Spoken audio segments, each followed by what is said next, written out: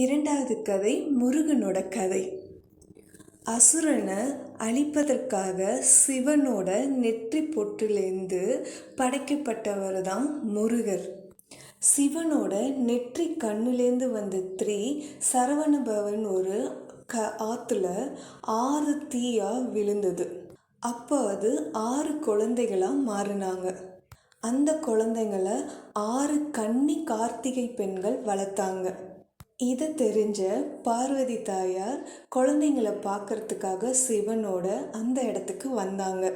அந்த 6 குழந்தைகளையும் அவங்க அன்போடு அணைக்கும் போது அது ஒரு குழந்தையா மாறிடுச்சு.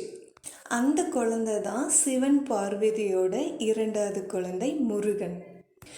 கார்த்திகை அன்னைக்கு முருகன் உருவானதுனால அந்த நாளை முருகரோட பிறந்த நாளாக நினைக்க ஆரம்பிச்சிட்டாங்க. அவருக்கு 6 முகம் கொண்டதுனால அவருக்கு ஆறுமுகன் அப்படிங்கிற ஒரு பெயரும் இருக்குது. 6 கார்த்திகை பெண்கள் வளர்த்தனால அவருக்கு கார்த்திகேயன் அப்படிங்கிற ஒரு பேரும் இருக்குது. அவருக்கு அழகான முகம் இருக்கிறதுனால அவருக்கு முருகன்னு ஒரு பேரும் இருக்குது.